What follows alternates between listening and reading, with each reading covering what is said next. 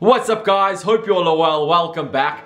So before I start this next episode, I just want to say I have tried to upload a video 3 times this week, and every single time I've uploaded, it says copyright blocked worldwide. Every single time.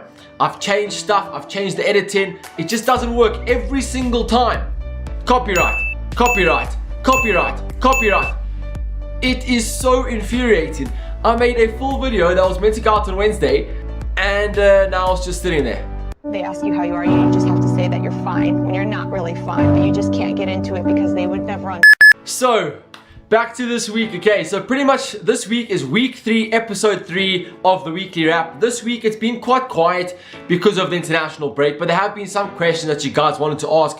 Also guys, if you do want to get involved and you guys do want to ask me questions, remember to send them down below in the comments or follow me on my social medias and then post them on my posts there. And yeah. I don't even know what I'm saying. Okay, but let's get straight into the video. So the first question comes from Bumfluff_MacNichols, and he asked Chan or Wijnaldum. So it's quite a difficult one for me personally, right? So like in my video where I gave my best XI for Liverpool for the season, I actually had Emre Can ahead of Wijnaldum. At the beginning of the season, I kind of felt that Can gave us a much better balance, and at the beginning of the season Liverpool were really struggling defensively, and we still are, but way worse back then, right? And I felt that there was no real like stability in the midfield, and I thought that we were always getting overrun. So that's what I felt, right? But as the week slowly went on and Wijnaldum was still starting, I found that Klopp actually found the right balance in the side. Somehow he found that like stability in the midfield that we were actually lacking for a long time, and we're actually playing some attractive football, scoring goals for fun, still conceding a lot of goals, but we're still scoring goals for fun, and he found the right balance. Then Wijnaldum got injured on international duty last window. Jeez, I can't even speak. Last international break, and then Emre Can came in, and since then Emre Can has kind of cemented his place in the side. He's really done well, scored for the last 2 weeks running, and he's really back to his best of last season. Really, last season he was so good. So for me right now, when he's playing like this, you can't really drop it, right? So I would have Can over Wijnaldum for now. But Wijnaldum is still a very important player in the squad. He will get a lot of games this season. Liverpool are going to be competing on 4 fronts. Okay, no, 3 fronts, right? So there's still a lot of games to play, a lot of big games, and it's a long season. There are going to be injuries, and Wijnaldum will get his chance once again. But for me right now, Emre Can. So the next question, not really a question, it's more a statement, is from Lucas Leach. What is the Premier League team of the season so far? So for me, this is actually quite an interesting question, because not like necessarily Liverpool related only, right? So for me, the keeper of the season so far has to be Tom Heaton. Unbelievable so far this season, made the most saves so far as well, really played out of his skin versus United, thank God, and he really has done exceptionally well, getting an England call up now as well, fully deserved. So in goals, Tom Heaton. Right back, for me it's a very close call between Hector Bellerin and Nathaniel Klein.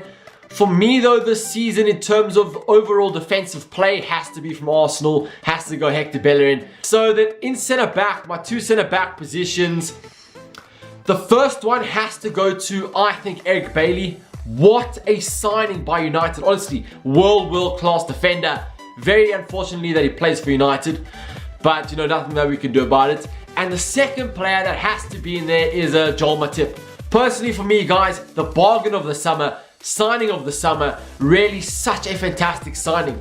He just looks a class act, something that Liverpool didn't have in the past. Then in the left back position, I'm going with Holebas from Watford. I think he's done extremely well, scoring goals, providing assists, really doing a fantastic job. Then my 2 centre midfields, I think the first one has to be Henderson. I really believe Henderson has done a fantastic job, and he really is such a fantastic midfielder. I think he's highly underrated.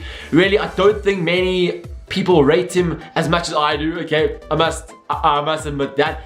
But I think his stats actually speak for themselves. The best passing percentage, the highest passes in the Premier League. I mean, what more do you want from a midfielder, right? The next player in the midfield position has to be the Frenchman, the biggest transfer of the window, N'Golo Kante.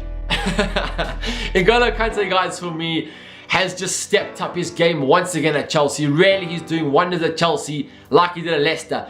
Then you get to your two wingers. Okay, so this is going to be extremely tough, right?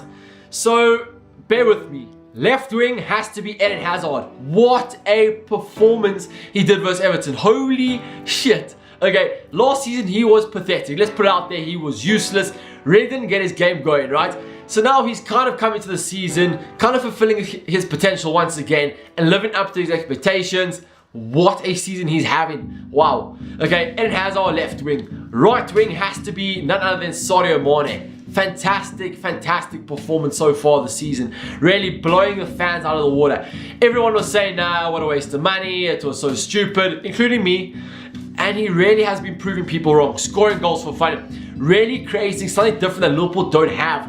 Then I'm going for an attacking midfield in full Coutinho. It has to be full Coutinho up there. None other than full Coutinho, really, guys. He's a fantastic player. And this season alone, he's just unbelievable. Scored a cracker for Brazil last night. And he's just so good this season. Full Coutinho attacking mid. Then at striker, it's quite a tough one. Diego Costa, Sergio Aguero.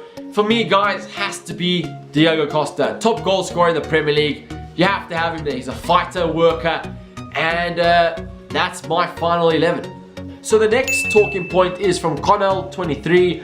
Who are you going to buy when Sadio calls to AFCON? I think he means goes. I hope he means goes. So, who do you think will buy when Sadio leaves? So that kind of links to the next question from Luke Foster 99, where he says, talk about Pulisic and Azmoun rumours. So there's been a lot of talk about players coming into Liverpool in this January window, like Pulisic and Azmoun now. And I think Liverpool do need to buy another player to replace Sadio Mane.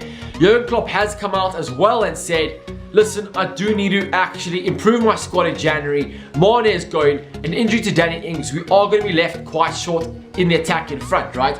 So, in my personal belief, I don't think he is going to buy a first teamer. And like when I say a first teamer, someone who's going to start consistently. He won't do that. I think he'll buy someone as a cover. So someone like, let's say, Pulisic or like Azmoun, as you've mentioned. And more as a potential player. Someone who's going to play, but now and again, not all the time, not going to start. Because the thing is, when Mane does come back, this player now will be on the bench, right? So it's someone who's going to fill the gap, stopgap kind of sign in just for a month. Does that kind of make sense to you? So I don't know who we're going to sign. If I'm honest, I really don't know. But I do think it's going to be someone more along the lines of promising, young, developing, someone who's going to come in there just, you know, to kind of satisfy that need just for the month. But anyway, guys, thanks for watching. Hope you guys did enjoy it. If you did, give it a huge thumbs up. It really does mean a lot to me. And I'll catch you again soon for another video. Until next time, guys. See ya. Bye.